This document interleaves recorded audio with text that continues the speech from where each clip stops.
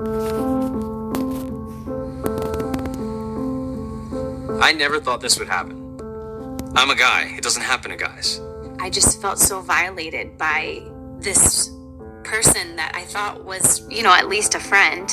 I feel like it's always a stigma about this kind of harassment in society. We always think that it only happens to certain type of citizens, but it happens to all of us.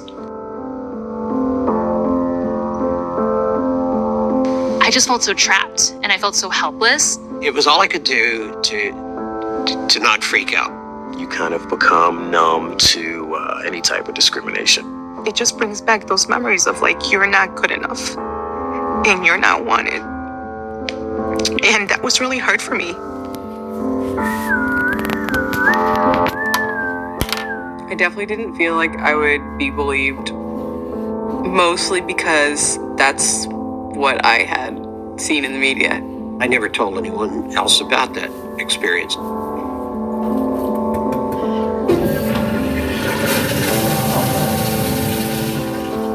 Before I went to work, it was insane dread. I felt that my job was jeopardized, that I felt powerless. I mean, those feelings, I didn't know that people who experience sexual harassment felt. It doesn't matter,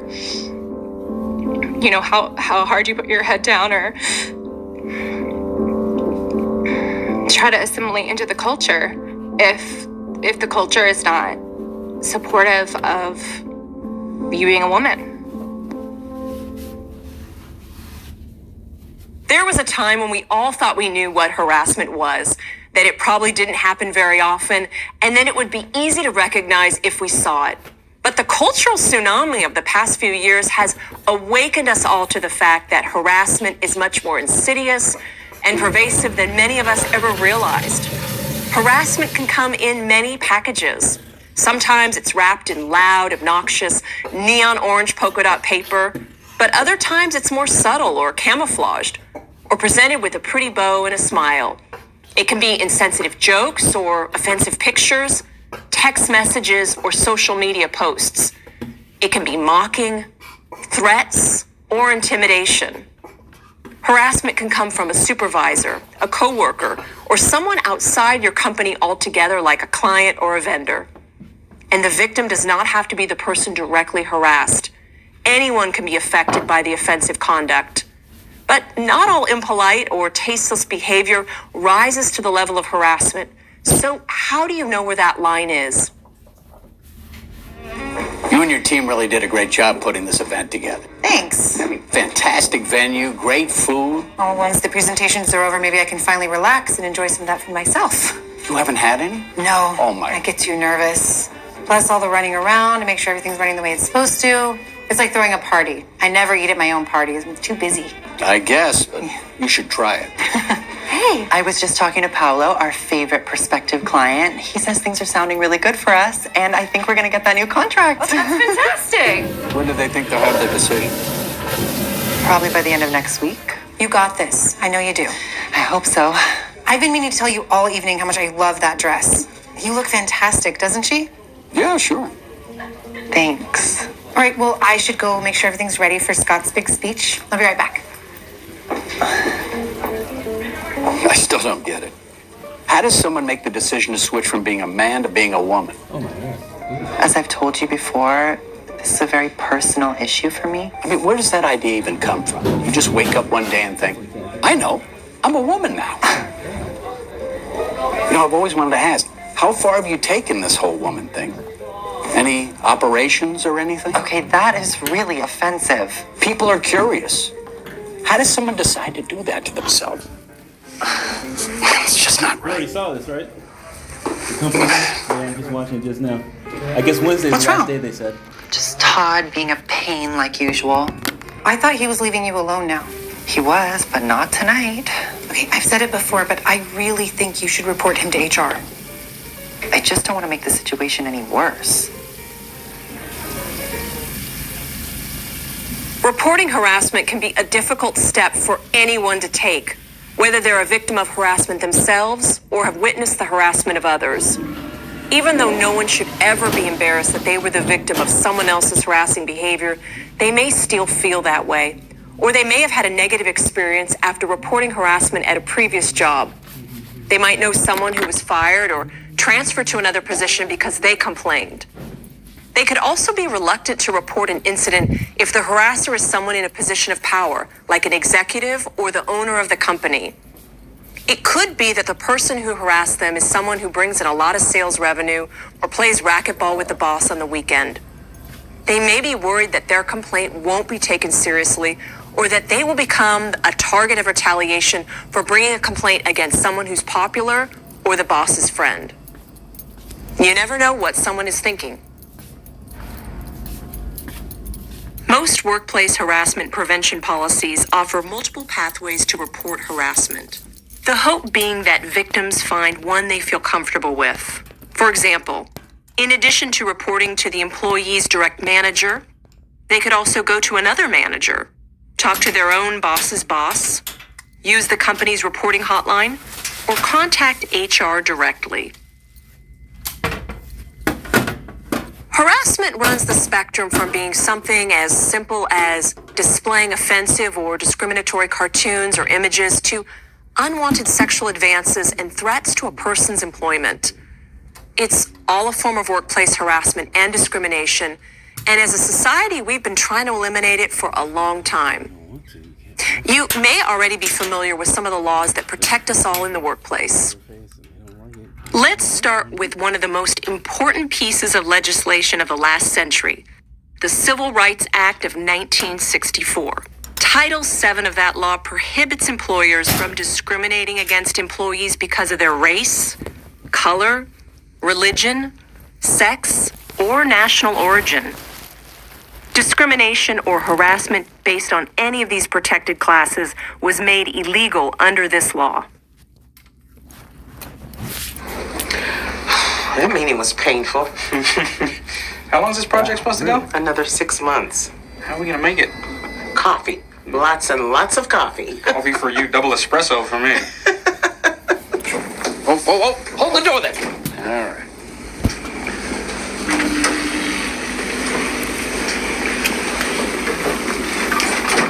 Can you believe what Scott's done now? What are you talking about? Have you seen the new guy he just hired? No. You mean Hardeep?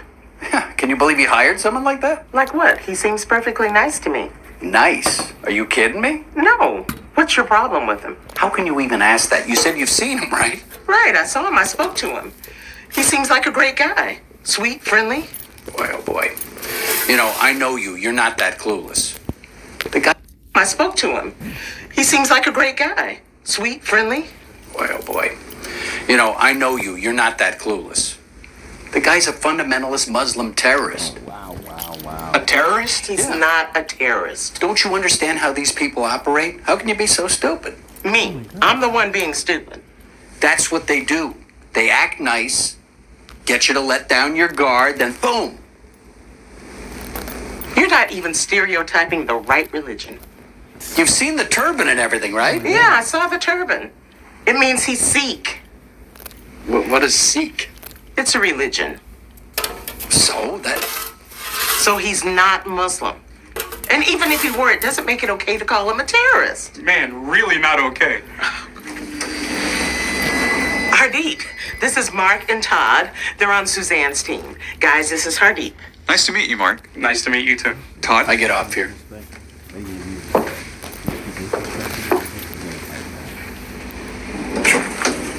I'm really sorry about Todd. He's not great with new people. He's not so good with people, period. Seen it all before. You should see the look I get on airplanes. Yeah, but that doesn't make it okay for him to act like that. No, it doesn't. It doesn't matter if you're younger or older, male or female, religiously observant or devoutly atheist. People of all races, religions, nationalities, and backgrounds can be victims of harassment. Because certain people are more likely to suffer discrimination or harassment, they are recognized as protected classes, and specific laws have been enacted to protect them. Under federal law, these protected classes are race, color, national origin or ancestry, citizenship, religion, disability, sex, pregnancy, age if 40 or over, veteran status, and genetic information. The U.S. Supreme Court recently ruled that the class of sex under Title VII includes sexual orientation, gender identity, and transgender status. Harassment or discrimination of employees based on any of these characteristics is prohibited by law. The agency responsible for enforcing federal anti-discrimination and harassment law is the Equal Employment Opportunity Commission, or EEOC. Making the determination of whether workplace conduct could be considered unlawful harassment can be difficult. It's helpful to know the ins and outs of how the law views such conduct. For instance, the EEOC uses a framework that can provide some useful context for determining what is considered harassment under federal law. Here are the questions they ask. Is the behavior unwelcome? The law isn't intended to prohibit all friendly banter or lively conversation at work. But everyone involved, including those who can overhear the conversation, must be okay with it. If anyone finds the conversation unwelcome, well, now we're in a different situation. Even if somebody Keep in else mind that finds it. employees do not actually have to say that a conversation or other conduct makes them uncomfortable. If they don't solicit or invite the questionable behavior, then according to the EEOC, it could be unwelcome. Next question. Is the behavior related to a protected class or status? Not all unwelcome conduct is harassment. Of course, we strive for all workplace behavior to be professional and respectful. But in order to be considered unlawful harassment, conduct has to be related to a protected status, such as race, religion, or disability. Final question. Is the behavior severe or pervasive? One incident involving severe, unwelcome conduct, such as physical assault, could certainly qualify as unlawful harassment. But in many cases, harassment takes a less obvious path, building and building over time until it creates an intimidating, offensive, or hostile work environment for the victim. If multiple instances of unwelcome behavior ultimately affect the conditions of someone's employment, the behavior can be considered illegal. According to the EEOC, the severity of the behavior or the effect pervasive conduct has on the victim should be evaluated according to the objective viewpoint of a reasonable person. That is, if the behavior would not substantially affect the work environment of a reasonable person, it would not likely be considered unlawful harassment.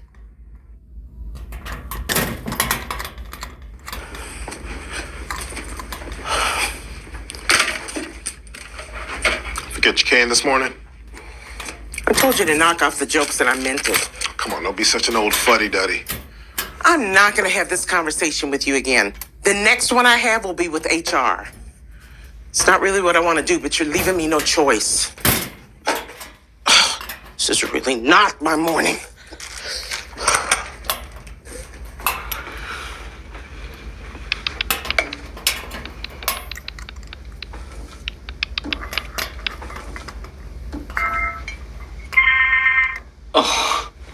You didn't. Really? Oh, looks like you did. It's great, right? Look at that. Oh, come on. Yep. It's so great. Wow, you really did it. This is awful. Jordan, how could you do something like that? It's funny. It's not funny. It's just mean. You should take it down. Take it. I don't think so. This got 85 likes, 13 reposts. You can't argue with those numbers. You are all horrible people. What did I do? Horrible. What'd I miss?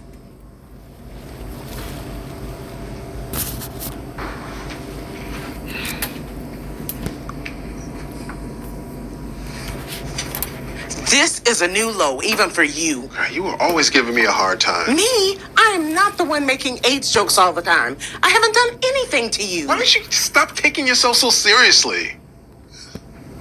Can I borrow this for a few minutes? I'll bring it right back.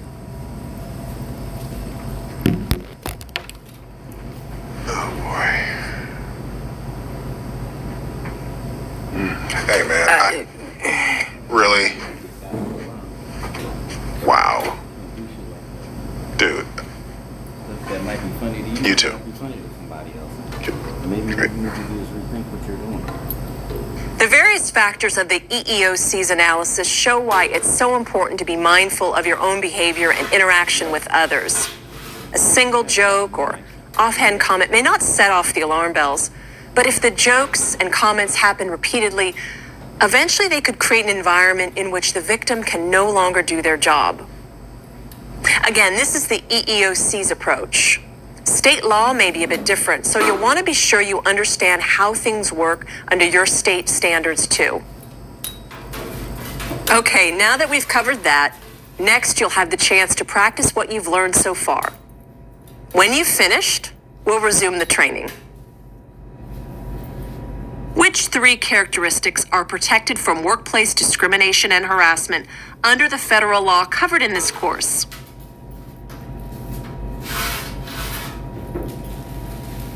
I'm watching that thing. I guess you're gonna go to the office and take the test, huh? What? Workplace training test? Because you can either do it on your day force or on your work day, or they can have you do it in the office, I guess. They are showing some bad examples. You know, people making jokes about transgender people and making jokes about, you know, race and class and. Shit, if that's the case, half these motherfuckers be in trouble. Well, but you know, they have to show that you passed the test so that, you know, the company can pass the test that they're, you know, supposedly making. Hey, half the shit these motherfuckers be joking about. That's true. That's true. It's totally true. What you're saying. I've seen it too. But you know they're gonna like answer everything, right? Because they want their jobs or they want to look like, you know, a certain way. I know. As soon as you come back from the dock, you done turn switch back in. Sad but true.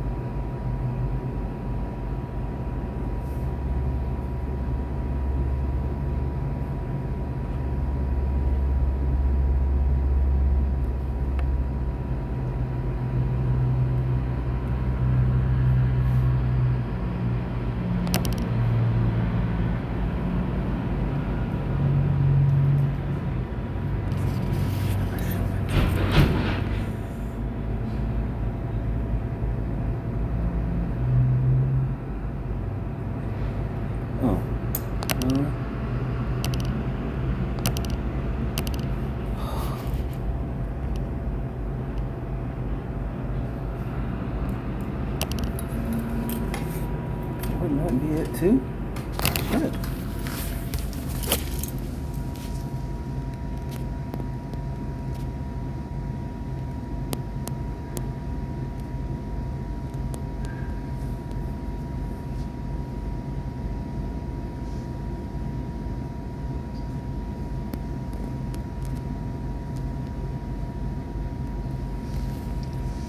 Have you double checked the delivery dates with the team? They're absolutely 100% on the mark. How much of a safety net do we have? 2 weeks. Can we get any more time? Not if we want to land this deal. They're telling me they're